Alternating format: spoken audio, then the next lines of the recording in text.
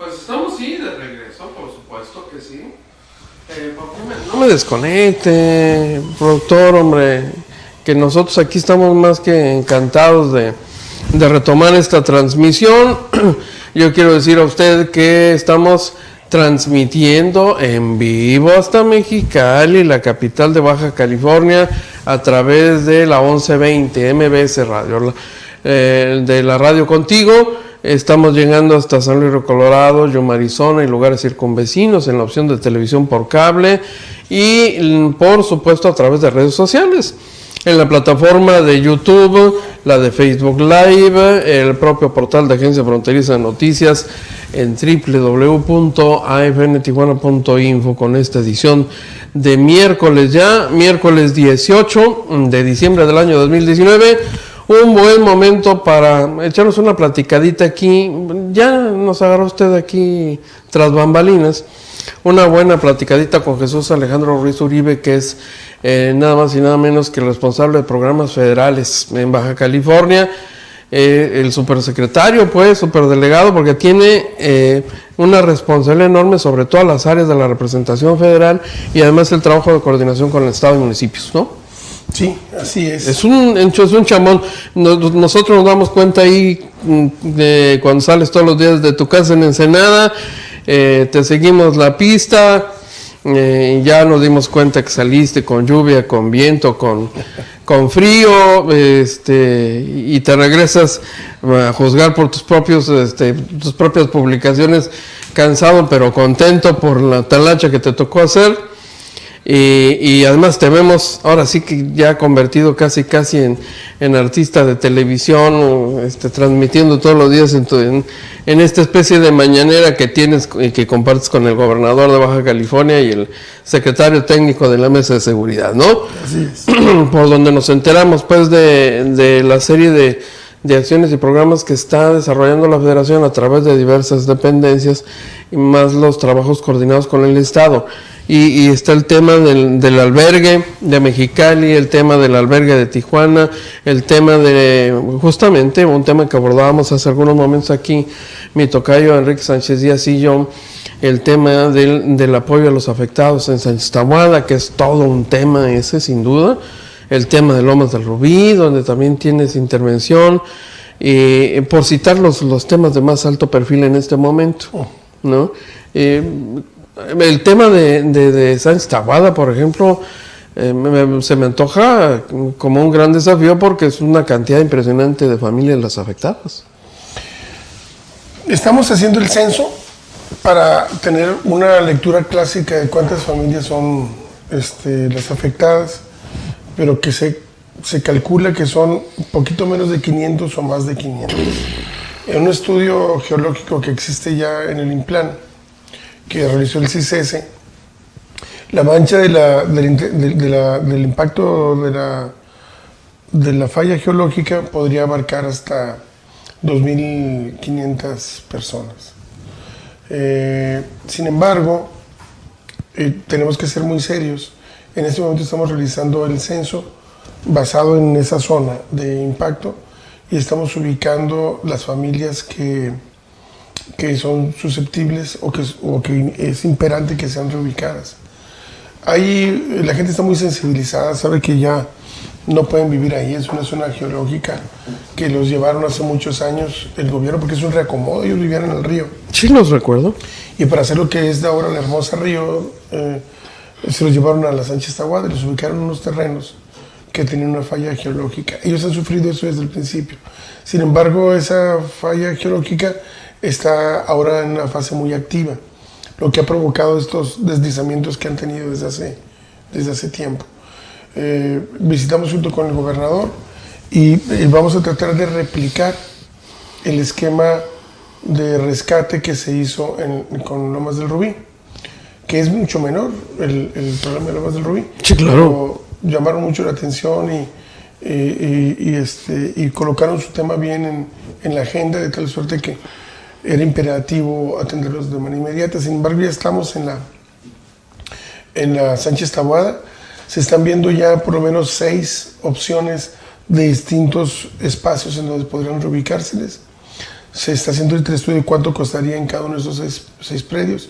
La idea es, como en las Sánchez, como en la Lomas del Rubí, conservar el concepto de comunidad. Ya, claro. Es gente que tiene 30 años viviendo juntos y vamos a procurar que así continúe en otro espacio. Que otro de los criterios es que no sea muy lejos de la zona donde estaban, porque tienen su vida hecha por aquella zona, su trabajo, en la escuela de sus hijos. sus amistades, todo, ¿no? Entonces, eso también se está preocupando y que sea una intervención de carácter estatal, municipal y federal, como fue en el caso de Lomas del Rubí. El gobernador ha ofrecido de manera muy generosa vio la urgencia de que sean removidos ya de esa zona una buena cantidad de gente. Se va a ver cuáles son los que son de urgencia que sean intervenidos ya para que dejen esas viviendas que están, algunas a un lado de otras que están más inclinadas que la Torre de Pisa, que en cualquier momento se pueden caer sobre la otra casa. Y el gobierno del estado, el gobernador ofreció pagar una cantidad equivalente a una renta para que puedan reubicarse desde ya y no condenarlos a un albergue que no tiene nada que ver con la vida que ellos tienen haciendo aquí. Son viejos residentes de Tijuana, ¿no?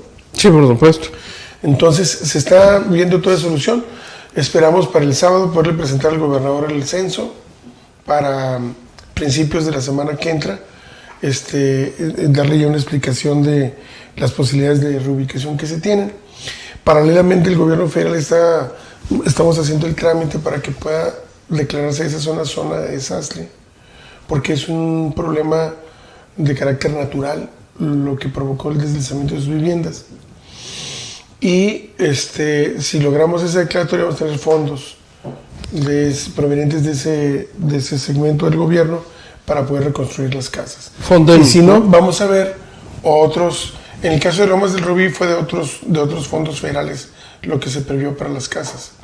¿Tendrían algún costo para estas familias, esas viviendas? No estoy pensando en eso. Ellos son víctimas. No son para nada responsables de lo que ocurrió, y para eso hay fondos federales. Pues yo no recuerdo incluso que se haya promovido hace muchos años un proyecto de vivienda de desarrollo habitacional tan grande como proyecto nuevo, oferta nueva, pero en el sector de la atención a familias afectadas por desastre natural. Eso es un paquete enorme. Sí, pues es lo que hicimos. Por lo que representa en el caso de Lomas del Rubí, que eso no quita que haya el juicio, porque ahí hubo un impacto de un constructor, sí, que sigue el juicio por ese tema. Pero la gente, hoy justamente se entregó la primera casa de Lomas del Rubí. Hubo 25 familias que se reubicaron en casas que compramos, el gobierno federal, y las rehabilitó para que pudieran vivir ahí. Son gente que estaba en condición muy complicada, pues está viviendo o en carros o en condiciones muy complicadas. Y el resto, el grueso, se les va a construir la casa que tiene que estar terminada antes de 10 meses. Ahí a un lado de Verona, donde hubo un zipizape por ahí. La incomprensión y falta de comunicación de parte nuestra, que se solucionó cuando nos comunicamos correctamente con la gente noble que vive a un lado ahí en Verona. En el caso de la gente Sánchez Taboada, ¿cuántas de estas familias tendrían que ser reubicadas de manera inmediata? Es lo que vamos a saber el sábado ya. ¿Sí? Los servidores de la nación están viendo casa por casa y tomando nota clara de lo que se tiene que hacer familia por familia. ¿Cuántas viviendas hay ahorita afectadas ya ahí? Son alrededor de 500. En diferentes grados de afectación, pero todas de esas 500 que me refiero son con un grado importante de afectación. Caray. No que se les cayó la puerta o así, sino todas esas. Algunas se cayeron ya, algunas están a punto de caerse y otras más están totalmente cuarteadas, ¿no? Pues sí, tú entras ahí y es una verdadera zona de desastre, parece una zona bombardeada de Irak o algo así. Me llamó la atención, por la coincidencia en tiempos, el anuncio que se hizo ayer en la Ciudad de México, la firma de convenio entre Sedatu e Infonavit para recuperar vivienda abandonada, y el hecho de que Baja California es el lugar donde va a iniciar este programa nacional con viviendas detectadas en Mexicali y Tijuana. Si la idea es rehabilitar estas viviendas, recuperarlas y reasignarlas, ¿De qué manera podría ser útil a Baja California, por ejemplo, casos de viviendas así en esas condiciones para familias afectadas? Esa es una de las opciones que se están observando. Sí. Pero tenemos que conservar que sean suficientes para que haya una zona donde pueden estar todos juntos. ¿Han hecho ustedes por su cuenta algún monitoreo, alguna situación? ¿Ya tienen detectadas dónde y cuántas viviendas son las que están en ese estado? Están haciendo el censo que te digo. Ajá. Casa por casa en toda la zona ya referenciada por el estudio del CICESE. Ah, bien. De hecho, recuerdo que plantearon ustedes hace un par de días que se iba a presentar un atlas de riesgos, Sí, ¿no? hay un estudio del CICESE de todo Tijuana, pero lo que queremos es que es el atlas de riesgo. Pero aquí es una zona que ya está impactada y lo que estamos haciendo es, hay un estudio de ahí de Sánchez Tahuada. El específico usar de ahí. ese estudio para hacer la visita casa por casa en todas esas zonas. Okay. Y verificar físicamente cómo están para ver los distintos grados de urgencia. Este es el caso más urgente, el de Sánchez Tahuada, pero hay otras zonas también Hay otras. de riesgo, ¿no? Sí. Sí, el mapa lo indica muy claramente. ¿Ya tienen identificada después de Sánchez Tahuada pero alguna? No quiero entrar a fondo en ese tema porque no quiero alarmar a nadie, ¿verdad? Ok. Pero sí hay zonas que se tienen identificadas y que se van a ir interviniendo poco a poco. Bueno. Lo más rápido que se pueda. Este gobierno tiene mes y medio, casi exactamente. Ya solucionó un problema que tenía ¿cuánto tiempo sin solución? No, pues en el nombre del Rubí, 2 años. Y en el caso de acá, tiene más años. Sí, cómo no. Entonces, es un gobierno muy eficiente, que no merece estar siendo vapuleado por historias que no corresponden a su verdadera esencia. ¿Te refieres al caso de Los Mochis? Me refiero al caso de Los Mochis. El gobernador Bonilla es un hombre muy trabajador, con mucho liderazgo, concentrado en la solución de los problemas de Baja California, con una sensibilidad muy especial respecto de los problemas de la población que le toca el gobernar. Y este tipo de gobierno tan distinto a los que hemos vivido durante los últimos 30 años, a mi juicio, es una opinión personal, no merece que sea objeto de señalamientos de este tipo.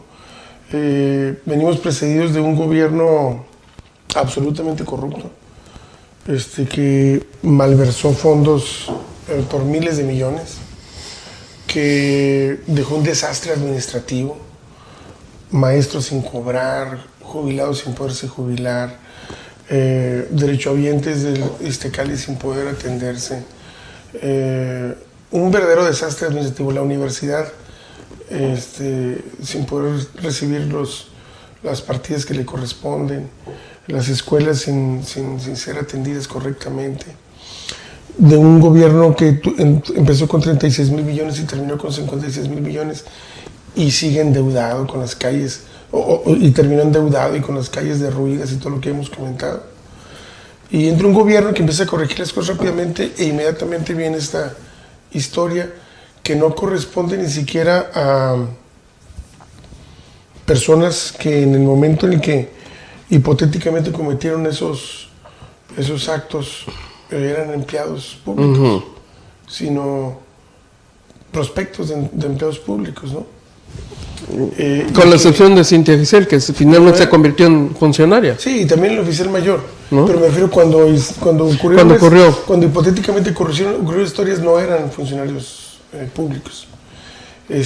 Y por primera vez en la historia del Estado, y no sé si hasta el país, bueno, tal vez del país no, pero va a haber muy pocos casos, que el gobierno sea tan valiente como para tomar medidas ante una sospecha que tenía ciertos visos de realidad sin que se pudiera comprobar. Por supuesto. Todavía el tema toma medidas y despeja el camino, ¿no? Sin embargo, veo la insistencia de algunos medios de carácter nacional por seguir con el tema, y una desatención absoluta a los esfuerzos que están haciendo también por castigar a los gobiernos corruptos del pasado inmediato, ¿no? Pues me parece que es la primera gran prueba de fuego para la administración que inicia, por una parte, probar con eficacia y eficiencia los casos de corrupción anteriores y actuar en consecuencia, y atender esto que aparentemente sería el primer gran caso de corrupción, o el primer caso, incluso sin calificar en la dimensión, el primer caso. Sí, porque se está hablando, ¿no?, de, comparado con los 20 millones, estás hablando de... No, por supuesto. Un asunto de 20 millones o no sé qué, ¿no? Así es. Y que más se parecía un fraude. Una engañifa. Eventualmente, ¿no? Fíjate cómo son las cosas, lo que se dice o lo que se ha publicado, engañan hipotéticamente a un probable proveedor, le piden dinero por adelantado, por un gobierno por adelantado, y cuando llega el gobierno hace la licitación y se le da a otra compañía sin ningún moche ni nada de por medio. O sea, se publica la licitación. Uh-huh. Entonces, más bien se asemeja no a un acto de corrupción de elementos del gobierno, sino a un fraude. Uh-huh. Okay. A un fraude de personas que, así como los que hablan por teléfono y te dicen, te sacaste el premio y deposita tanto. Es muy parecido, si te fijas tú, el modus operandi. Uh-huh. O sea, a uno le dicen, yo traigo los contratos de creo que era de no sé qué contratos de comidas. Sí, huevo. Si me das por delante, te vamos a dar el contrato. Y llega cuando da el contrato, pues, ¿cuál? Sí, el gobernador lo hace público por otro lado. Parece más esas engañifas de fraudes telefónicos y esas cosas, ¿no? Sí. Eso es lo que hay. Lo que yo te puedo decir es que la corrupción es un problema de los seres humanos, uh-huh, de sus vicios, de sus carencias psicológicas, emocionales, de sus carencias éticas. Pero es un problema de las personas. La impunidad es lo que es un problema que tienen que resolver los gobiernos. Es decir, la impunidad, que no haya impunidad, es una responsabilidad de los buenos gobiernos. Y que existe impunidad es una consecuencia de los malos gobiernos. Yo lo que quiero destacar es que lo que hemos visto ahora es un combate valiente y frontal contra la impunidad de parte de este gobierno. Y yo sí creo, porque estimo al gobernador y conozco su dinámica de trabajo, que no es un asunto menor, y además porque soy un estudioso de la ciencia política, no es un asunto menor la valentía del gobernador de poner orden en este tema. Muchos ponderan la parte política o del no verse expuestos a golpeteo contra la parte de la impunidad. Uh-huh. Y lo que está haciendo en apego irrestricto a los principios de la 4T es no permitir la impunidad y actuar de manera pronta y expedita para solucionarlo, sin temor a este linchamiento mediático. Eso ¿no te parece, con los años que tienes de periodista, un poco inaudito? Yo no recuerdo otro caso que se haya expuesto públicamente, se haya sido tan transparente y se haya separado de sus cargos tan rápidamente a las personas, ¿no? Y uh-huh, yo he visto que se han separado casos, pero así como que... Sí, para bajar el ruido, básicamente, ¿no? Entonces, para mí es muy destacable porque así se construye la democracia. Y me parece que sí es importante poner atención a esa parte que ha quedado un poco como soslayada por lo espectacular de la nota de una señora y un señor que aparentemente incurrieron en conductas bastante locuaces, ¿no? Uh-huh. Entonces, pero esa parte para mí es muy, muy importante. La corrupción es de los seres humanos, la impunidad es una responsabilidad de los gobiernos, que no exista. Y este gobierno actuó contra la impunidad anterior y la actual de manera contundente. Y creo que merece que se destaque esa parte, ¿no? Supongo que atendiendo hasta los más elementales tiempos jurídicos, llegará el momento para que esta administración pruebe qué tan comprometida está con el combate a la impunidad, ¿no? Actuando en este caso concreto. Ya está en una fiscalía autónoma. Uh-huh. O sea, inmediatamente fue turnado a una fiscalía autónoma. La investigación la inicia el propio gobierno desde la función pública. Me consta a mí cómo en el momento de enterarse el gobernador gira instrucciones e informa en ese momento la única hipotéticamente involucrada, que era la secretaria de Bienestar, que va a ser citada a comparecer porque inicia una investigación. De forma expedita. Y ahora ya está turnado a la fiscalía. Y toca a la fiscalía hacer las probanzas correspondientes, ¿no? Pero el gobierno, lo que le toca al gobierno, ya actuó. O sea, ya turnó a la fiscalía el asunto, ya separó a las personas de su encargo, y ya toca a ese órgano autónomo nombrado por el Congreso, seguir el camino de la justicia, ¿no? Pero yo sí quiero destacar la parte de la acción pronta y expedita del gobierno, que aquello es la llave. A mí me da pena que en medios nacionales ni siquiera haya una línea de reconocimiento al gobernador por haber actuado de forma tan democrática y tan expedita, ¿no?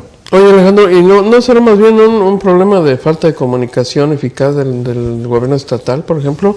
Porque sabemos que prensa nacional implica todo un manejo diferenciado del que se puede hacer en Baja California, ¿no? Y yo supondría que esa parte, bueno, pues ya le corresponde al propio Ejecutivo a través de su área de comunicación. O alguien no está haciendo bien la chamba, o no el trabajo necesario, porque entendemos que puede haber agendas personales y de políticos, ¿no? Interesados en atizarle. Eso sí es natural. Pero eso siempre ha ocurrido. Sí, es natural. ¿No? Entonces corresponde a la otra parte hacer la tarea, ¿no? Pues sí, ¿no? Capacidad de gestión, ¿no? Sí, tienes razón. Y me parece que a lo mejor urgiría un buen representante del gobierno en la Ciudad de México. Porque quedó sin representación hasta donde sé yo. Yo tampoco sé. Entiendo que Fernando Castro Trenti declinó ¿no? el cargo. Sí, no, ahí no sé. Pero a lo mejor, ¿no? Pues otro tema es que también yo en la agenda local, o más bien en la dinámica periodística local, he notado ciertas intenciones, informaciones vertidas sobre algunos medios de comunicación, en la mayoría de los casos poco serios, en pocos casos periodistas con buena pluma y cierto renombre, pero percibo la intención de algunos, no tengo claro quiénes, de convertir un caso de eficiencia gubernamental sobre un asunto de carácter penal, convertirlo en un asunto político. Lo cual me parece deleznable, porque es jugar a un discurso en donde es más importante lo político que lo penal, y en donde lo penal tenía que haber sido ponderado por lo político. Y el cambio democrático implica justamente lo contrario. Es decir, tratan de vender esa narrativa, que lo político debe haber sido cuidado por encima de lo penal, ¿no? Y también la narrativa de querer involucrar intereses políticos de algunos personajes, como puedo ser yo, sobre la difusión de estos hechos. Bueno, y también me parece deleznable porque es tratar de desviar la atención sobre el asunto fundamental, que es que un gobierno está castigando o está separando y está iniciando una investigación seria sobre presuntos actos delictivos que se cometieron. Por eso yo fui enfático cuando recién alguien me quiso involucrar por ahí en decir que yo no pertenezco a ninguna banda de ladrones, para callarme nada, ni ocultar, ni cubrir a nadie, ¿no? Pero sí percibo cómo han soltado por ahí en columnas, la mayoría de los casos bastante, no quiero ser muy grosero, pero de no mucho renombre, y en algunos casos sí de gente con cierto renombre han vertido historias de este tipo que no es la historia principal. Para mí la historia principal es un gobierno que actuó contra la impunidad y que está dando solución inmediata y dando la cara, sin que pierda un gramo de legitimidad para castigar a los de atrás, ¿no? Yo entiendo que eso se resuelve con comunicación. Sí. Correcta, adecuada. ¿Qué te parece si la ejercitamos? Sí. Compártenos la parte de la historia que a ti te tocó, ¿no? Para quienes todavía no están familiarizados del todo con el tema y a lo mejor se han quedado con la idea general que circula sobre el asunto, ¿no? Pero no tiene la precisión de los datos concretos, de los datos duros y de los hechos concretos, ¿no? Mira, mi participación realmente es una participación menor. El protagonista principal aquí ha sido el gobernador, que ha puesto orden en el tema, como comentamos. El caso es que por las propias funciones que tengo yo, me es informado, de manera muy tardía por cierto, pero me es informado, que en el retén del Centinela se detuvo un carro y que era propiedad de esta persona que estaba propuesta para Bienestar, que después tomó protesta como secretaria de Bienestar. Que era una particular en esos días. Integrante en todo caso, de un equipo de campaña. De un equipo de campaña que había formado una especie de asociación de, ¿cómo le llamaba? De voluntariado. Sí, un voluntariado, que tenía que digamos. estar sustentado en alguna AC, por lo menos. Pero que de manera alevosa le había puesto el nombre del gobernador, sin que el gobernador estuviera involucrado ni jurídica ni políticamente en ese tema. O sea, ni ahí. Entonces, como tú le pones el nombre, pareció en ese momento más un acto de salamería política. Ok.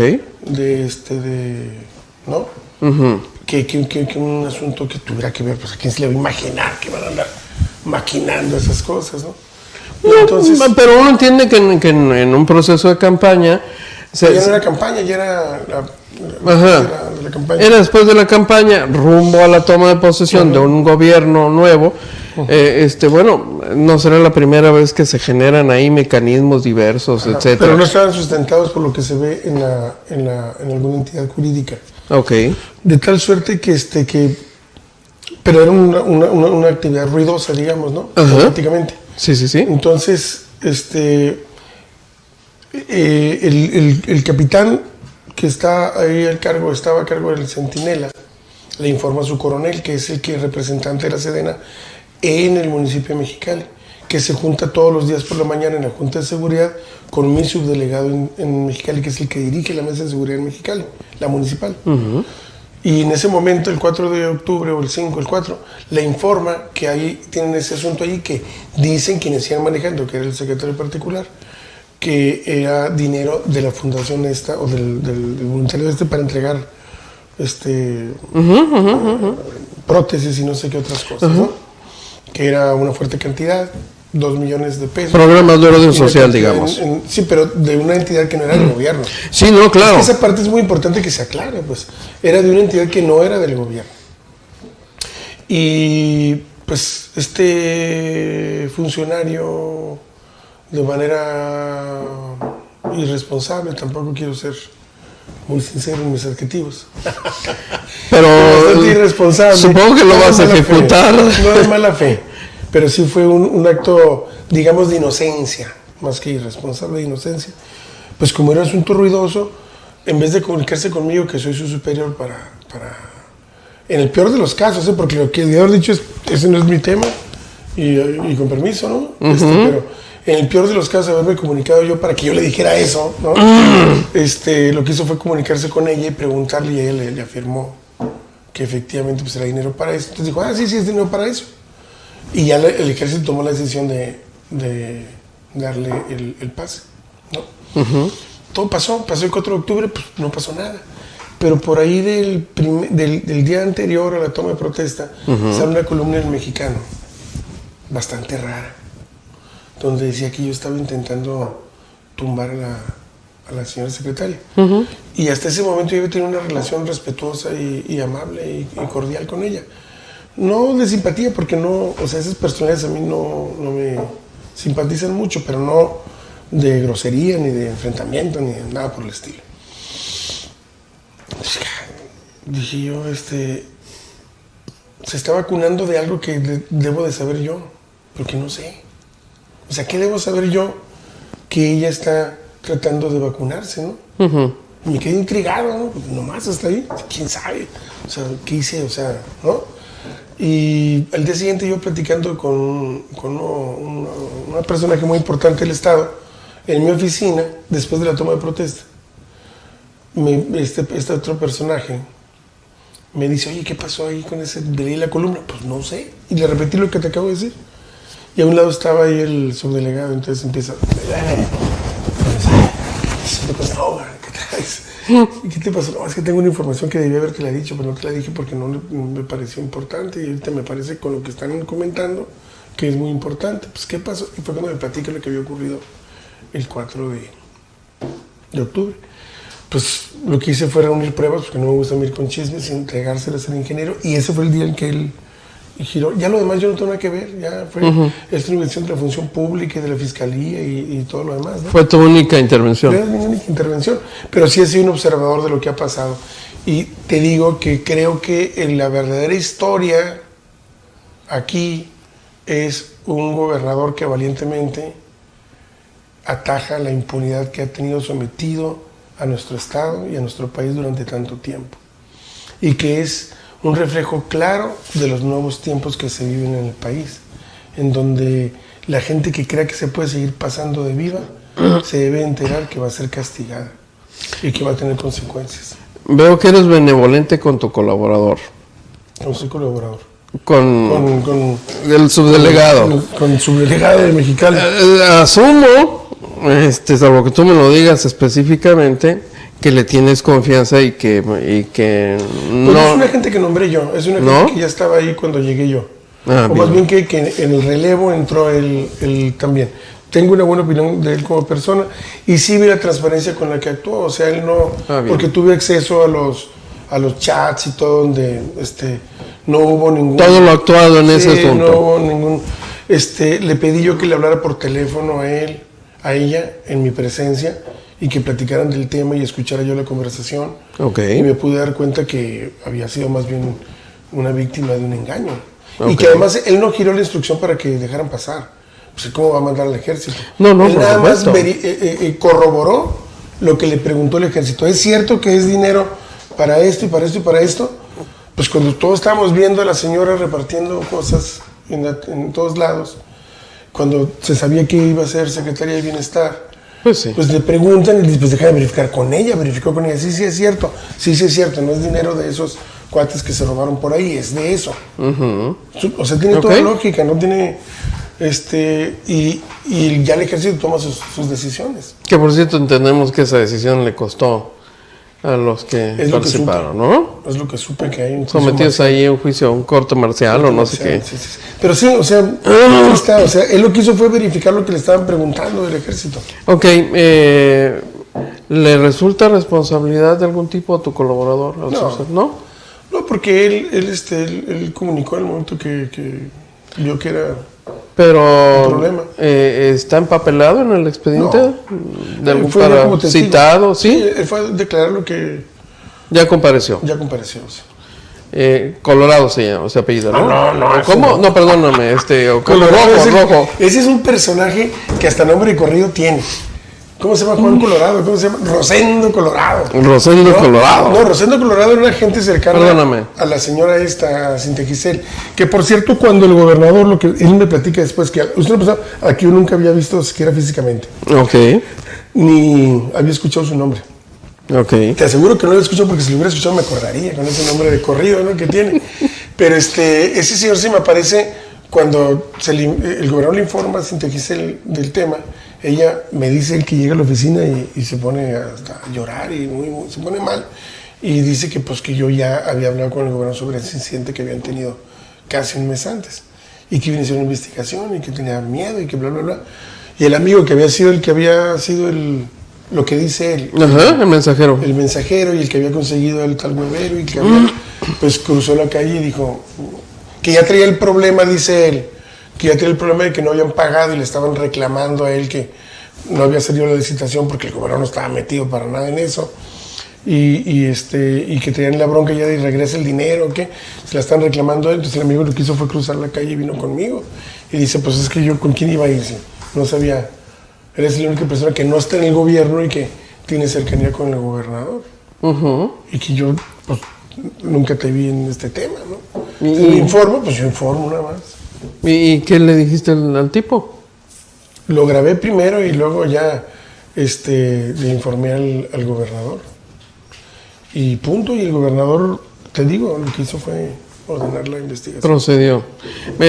Pero bueno, en todo caso la intervención de tu colaborador se limita a la comparecencia en calidad de testigo. Sí, nada más a narrar cómo él le preguntaron que si era cierto que ese era dinero para eso, y él, después de corroborar con la secretaria, pues dijo sí. Yo hablé con ella y dice que es dinero de eso. Okay. No es de esas dos personas, es de la secretaria y del... Queda en todo caso como un asunto de imprudencia, en todo caso. Como un asunto de falta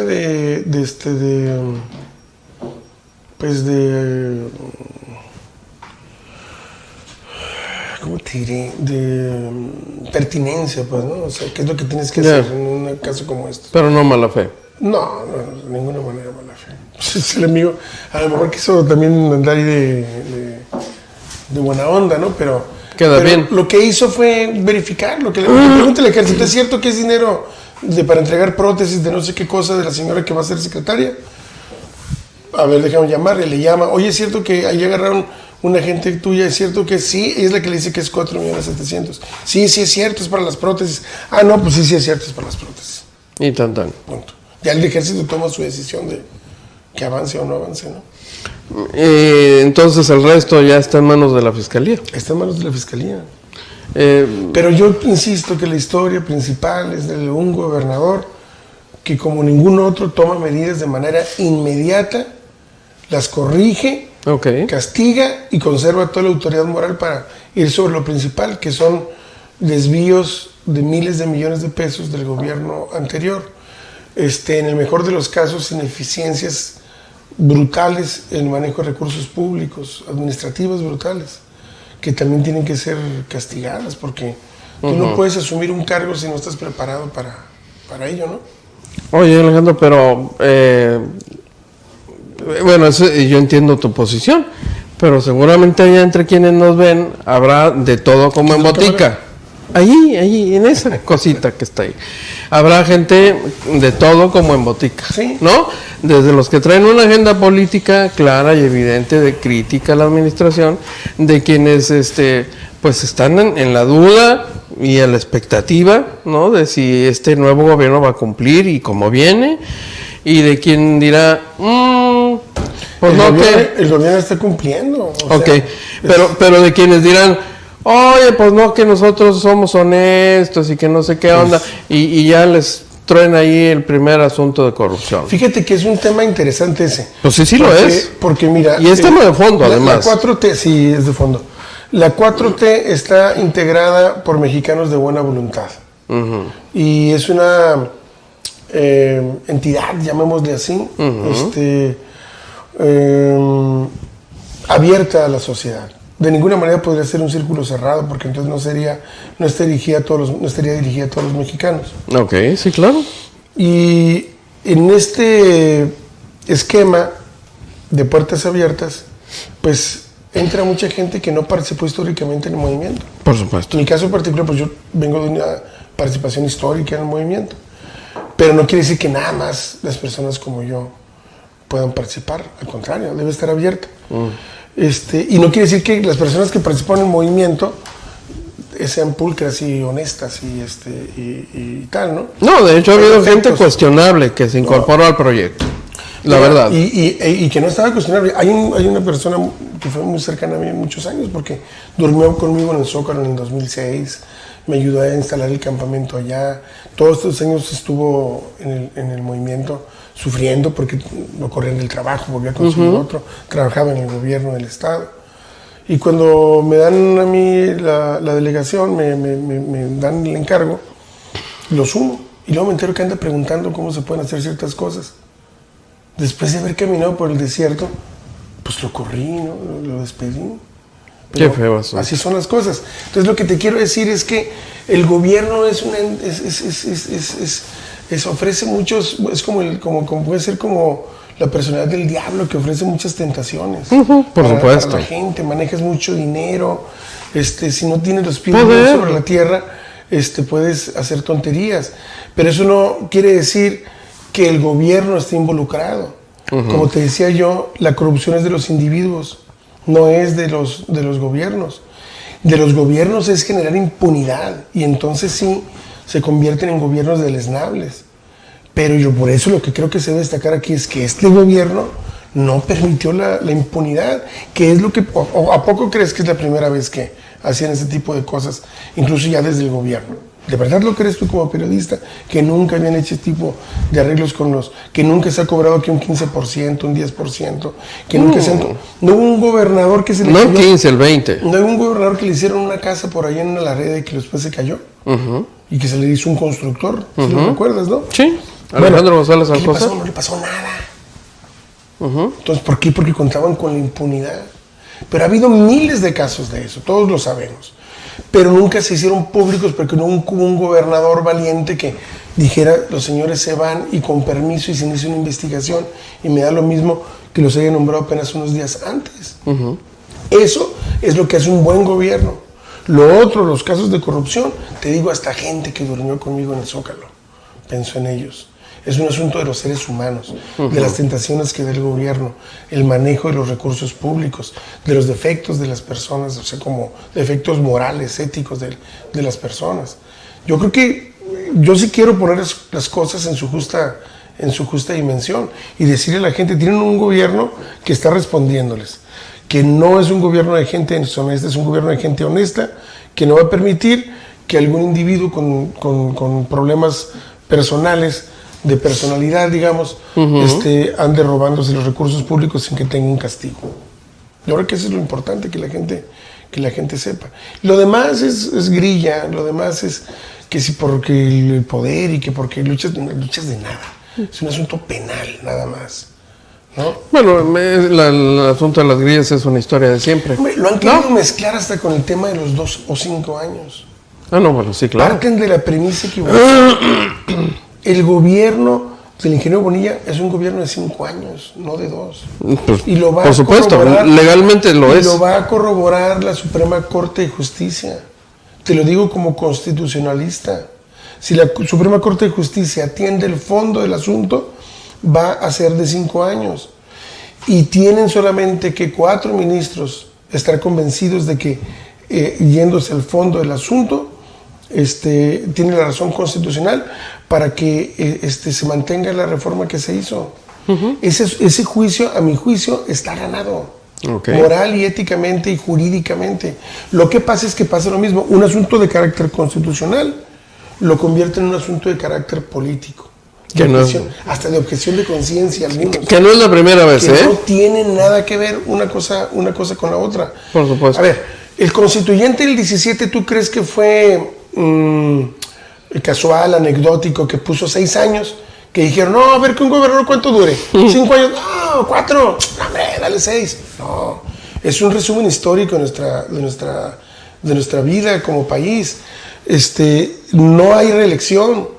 No hay gobiernos de 4 años con posibilidad de reelección como en Estados Unidos. Porque la reelección nos costó muchas guerras internas. Entonces no hay reelección, pero hay un gobierno no de 8 años posibles, sino de 6 años seguros, que es tiempo suficiente para que se desarrolle un programa. El término constitucional de un gobernador, según la Constitución Federal, desde el 1917, es de 6 años.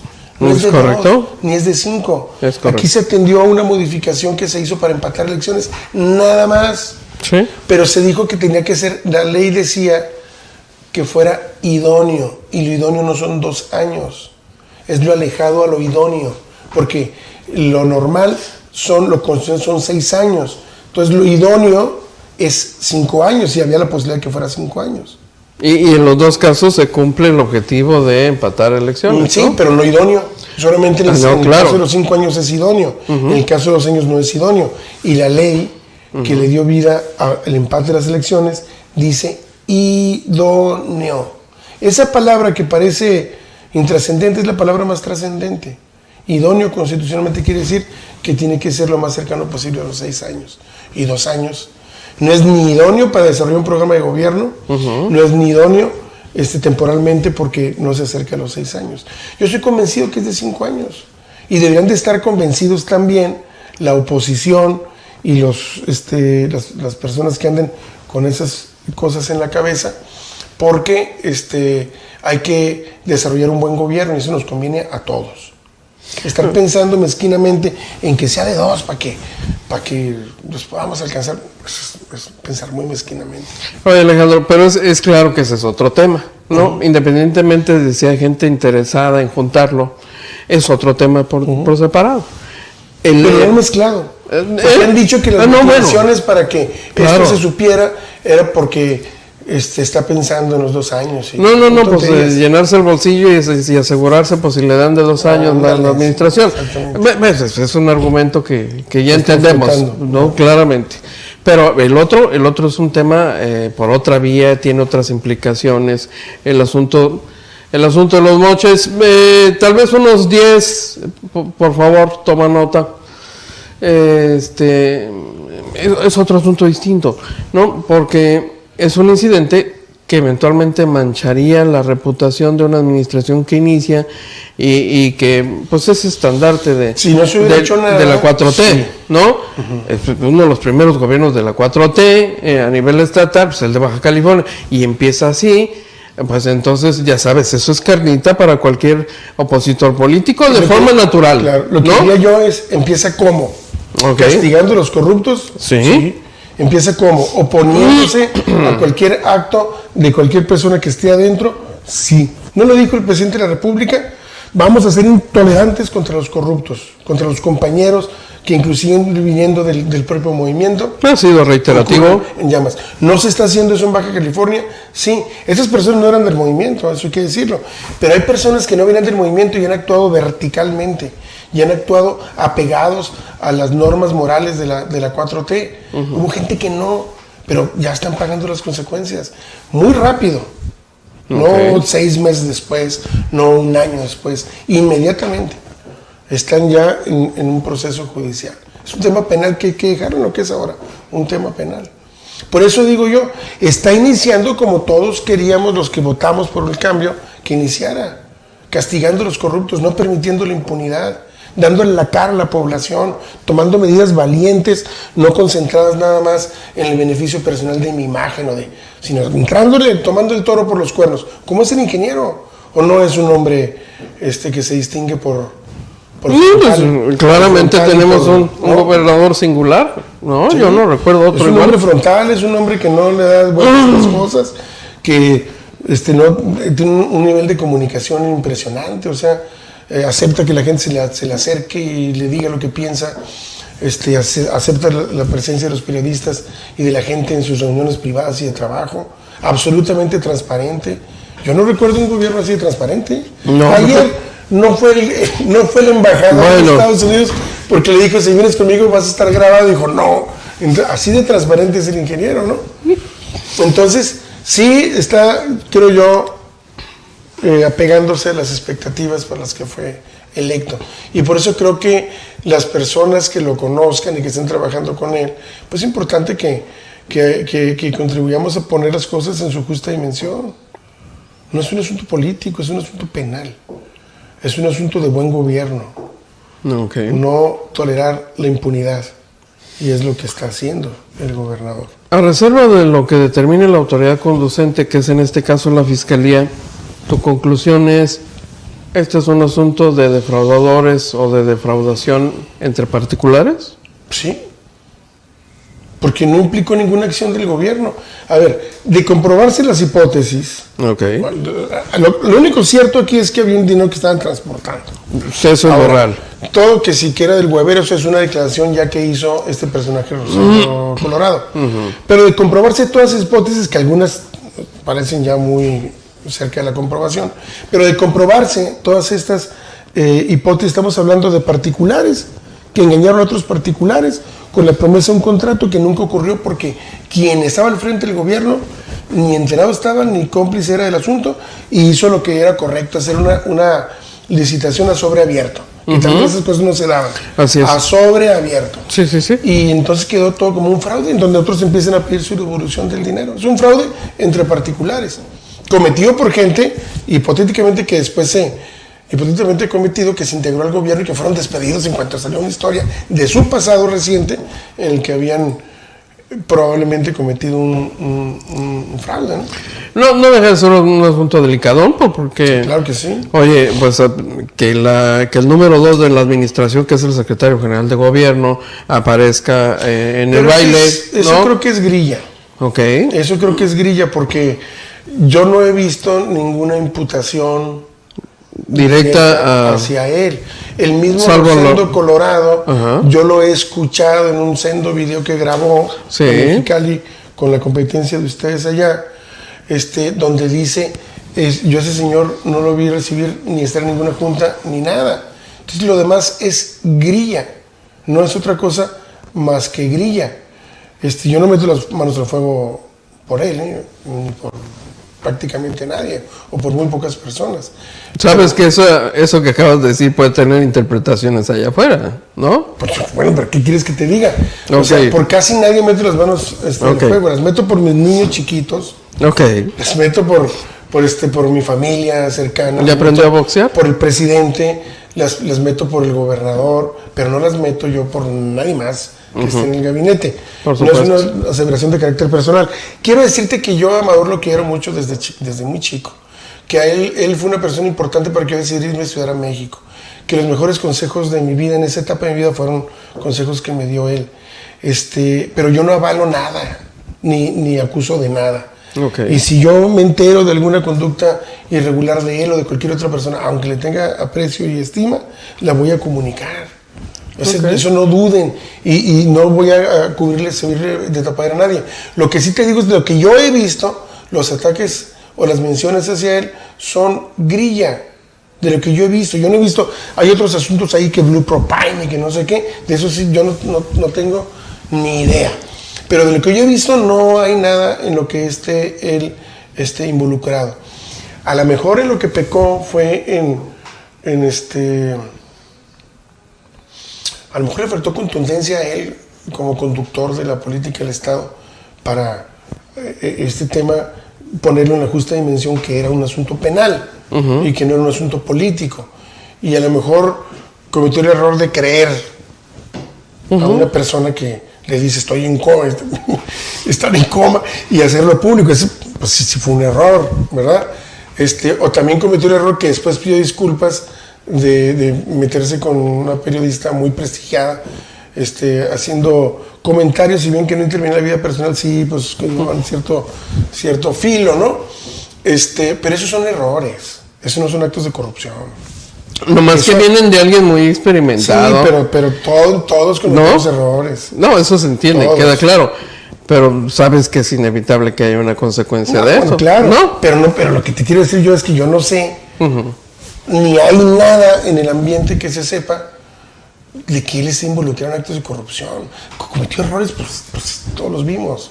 Pero son errores que se cometen. Lo que pasa es que los errores que se comete él, lo que puedo cometer yo, pues son errores muy públicos. Pues sí, Y esa es la pequeña diferencia. Es la pequeña diferencia. Pero son errores que se cometen, no tienen que ver nada con actos de corrupción. Oye, y entonces, ¿cómo calificamos las intervenciones públicas de doña Vicenta cuando dicen, Amador también tiene ahí un asunto y Mario Escobedo? Eso sí yo no sé. Pues es una investigación que trae ella y yo tengo que ser absolutamente respetuoso de sus investigaciones. Yo no conozco nada de eso porque se refieren a una cosa que yo no tengo ni idea.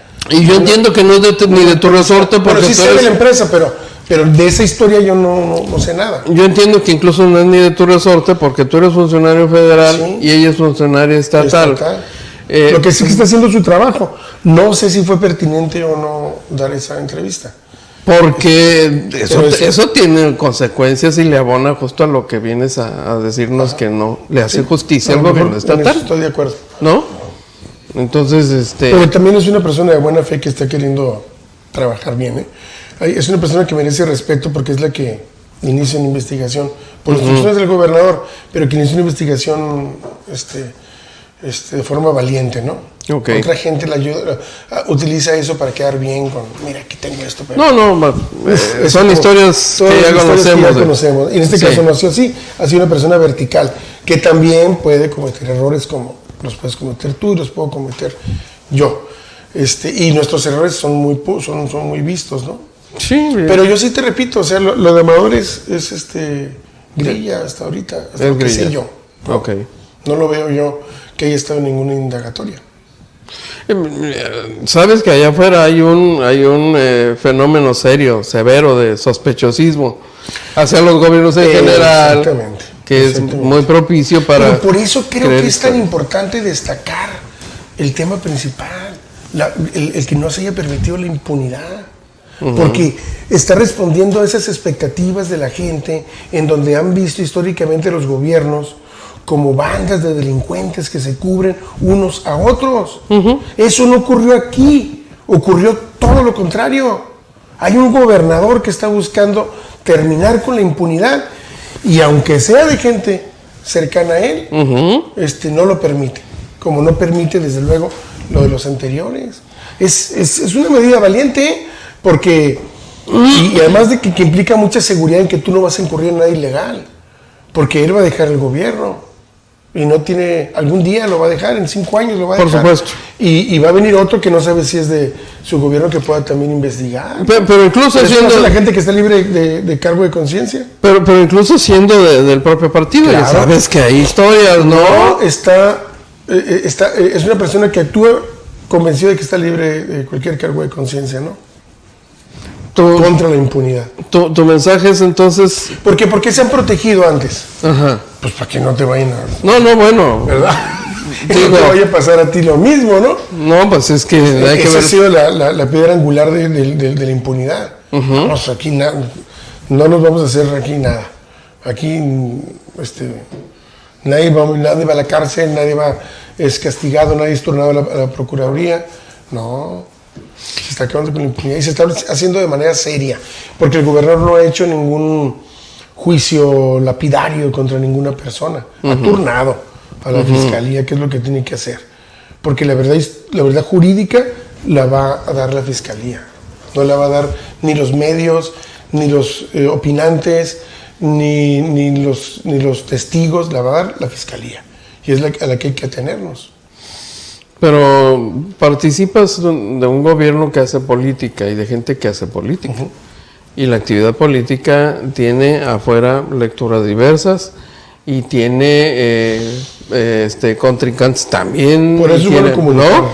Es bueno comunicar por eso, ¿no? Este asunto de los mochis, entonces sería que una buena lección para quienes están iniciando en esta actividad.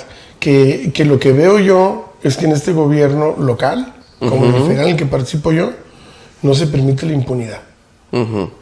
Y no se permite la indisciplina. Mira, en el gobierno federal, ¿sabes que el presidente en privado nos exigió que vigiláramos que ninguno de los servidores, desde luego nosotros tampoco, ingresaron al proceso interno de Morena? Porque no íbamos a hacer lo mismo que hacían en el pasado. Y ¿sabes que tuve que despedir yo a 3 servidores de la nación ejemplares en el desempeño de su trabajo porque cometieron el error de desobedecer y participar en el proceso de Morena?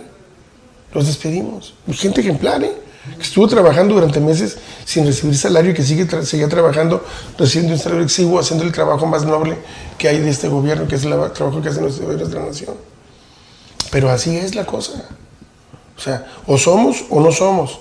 Y el gobernador está demostrando que es un hombre honesto que va a castigar a los deshonestos que puedan aparecer dentro de su gobierno porque así han estado formados o porque lo que te digo yo, las tentaciones del poder los llevan a conductas deshonestas. Porque son las tentaciones son canijas. O sea, yo rechazo todo, O sea, yo no traigo guaruras, ando en mi carro privado, he visto otros que llegan y, por ejemplo, al oficial mayor traía 2 camionetones con gente con su cordoncito, radios, un funcionario de 3er nivel del gobierno del estado, porque es 3er nivel, es el gobernador, segundo nivel secretario, es 3er nivel, el que dependía de un secretario, ¿no? Por supuesto. Pero en esas conductas, pues, no son de la 4T. Luego sienten que si no traen Suburban no son importantes, ¿no? Pero hay que estar de acuerdo a los tiempos, nada de guaruras, nada de payasadas. Traigo un chofer y traigo un secretario para no equivocarme con la gente porque estaba haciendo un desastre. Y el chofer porque diario manejo por lo menos 400 kilómetros diarios. Y el tiempo me sirve para ir escribiendo y para ir, Sí, pues, ir resolviendo. siendo productivo. Es todo lo que traigo. Y el amigo se pone las mismas matadas que me pongo los dos, las que se pone uno. Pero uno tiene que estar a la altura de esas circunstancias. Claro que se puede trabajar así. Y todos los demás deberían entrar en esa lógica. La mayoría de los secretarios que he visto yo al gobierno del Estado andan así. Sencillitos. La mayoría. Carros. El gobernador ya mandó pedirles todos los carros. Porque andaban algunos, habían escogido, pues el oficial mayor se había agarrado 2 camionetones del gobierno, ¿no? Uh-huh. Les mandó a pedir porque los van a vender. Y van a andar en sus carros particulares. Si alguien tiene para su burro, pues que se la compre. No, bueno. Pero que sea nomás de su peculio. No, pues ya lo dijo el propio Jaime Bonilla, Mi ¿no? camioneta no es barata, pero esa me la compré desde mucho antes y no tiene nada que ver y no es ostentosa porque no me gusta a mí el ostente, ¿no? Uh-huh. Pero eso de andar con guaruras y andar con payasadas, eso no es el poder. El poder es resolver problemas de la gente. El poder es cambiar vidas por acciones que tengas tú. Eso es lo que es el poder. Lo otro es parafernalia. Y nosotros que nos venimos de andar haciendo campañas con las uñas, Uh-huh. pues no debería de afectarnos eso, pero hay gente que llega, imagínate, y te puedes poner 2 camionetas, pues me las pongo, ¿no? No, bueno, y te pues. puedes poner guaruras y me voy a ver, Ingueso. puta, güey, me van a abrir la ¿No? puerta donde llegue, ¿no? No es correcto. Este es otro gobierno distinto. Y a fuerza de golpe se van enterando, como se enteraron ahora con el manotazo que dio el gobernador, porque es un manotazo importante. Y el otro de recoger todos los carros. ¿No te parece que finalmente cuando la autoridad correspondiente decida lo jurídico, esto terminará siendo una buena lección para... Magnífica. Yo creo que Para es todos los integrantes positivo del- para el Estado. Que se enteren que esos tiempos se acabaron. Y los que hayan ingresado a este gobierno y crean que era un cambio de gobierno nada más, no un cambio de fondo, pues ya se enteraron que no. Que se pone a la cárcel. Por andar con pensamientos lujuriosos de dinero y de...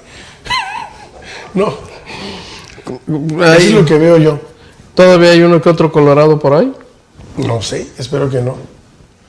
Espero que Hubo no. oficiales mayores así con el perfil La ese. persona que entró es un miembro de la 4T absoluto. Si va a tener problemas él es porque va a estar con el dinero aquí, no va a soltar nada. Y a ver, compruébelo 5 veces. Si va a haber algún problema con él, será ese. Es una persona totalmente honesta, vertical, comprometida con el gobernador, que es su amigo. Y es un amigo por el que siente admiración y respeto.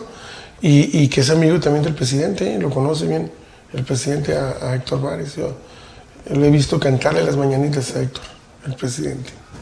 No, Es un hombre comprometido. me queda claro El que problema Héctor a lo es mejor va a ser ese que va a cercanísimo, estar, sí, y va a estar a lo mejor duro con el muy- dinero. demasiado desconfiado a lo mejor, ¿no? Pero mejor que sea así y que no sea suelto. Y va a cuidar al gobernador como no. Eso sí estoy convencido. No sé si es culpable o no el oficial mayor. Sí, claro. Lo que sí me queda claro es que no cuidó al gobernador, ¿verdad? Pues es un asunto también importante, no es un asunto menor. Pues sí, porque fueron descuidados. En el mejor de los casos, que no haya ningún acto de deshonesto detrás de estas acciones, pues fueron profundamente descuidados para que así pareciera, ¿no? No ha faltado capacitación en la gente No sé, que ya está en gobierno, no tengo idea. porque Fíjate que yo creo, ese es un tema interesante, fíjate. Yo creo que es mejor invertir en la curva de aprendizaje, seleccionando gente de la que tienes pleno convencimiento de que son honestos, claro que sean inteligentes, y son comprometidos, a invertir después tiempo en andar hablando de cosas que tengan que ver con moches y con cosas de estas. Creo que es mejor invertir tiempo en la curva de aprendizaje, ¿no? O sea, mejor vente tú inexperto y vamos a aprender. Pero que es un poco lo que hizo el gobierno federal. ¿No? Invirtió, pues, por ejemplo, yo qué experiencia iba a tener, pues me la pasé en la oposición. Tengo experiencia administrativa porque he fundado escuelas y pues sí, claro. los negocios de mi familia y fui diputado y presidente del Congreso, y dirigí y administré un partido, pero de gobierno, pues, o sea, entra uno y También yo así trabajé en el gobierno hace muchísimos años. Pero también hay un costo, por el aprendizaje. Pero es mejor pagar el costo del político incluso. Y no el costo de este tipo de cuestiones que se puedan dar, ¿no? De moches y cosas así. Preferible, ¿no? Perder 3 meses en... Yo tengo un pensamiento. Los problemas de actitud ya no se pueden corregir, menos a cierta edad. Los problemas de aptitud sí, porque tú capacitas y punto. Pero los de actitud ya no puedes.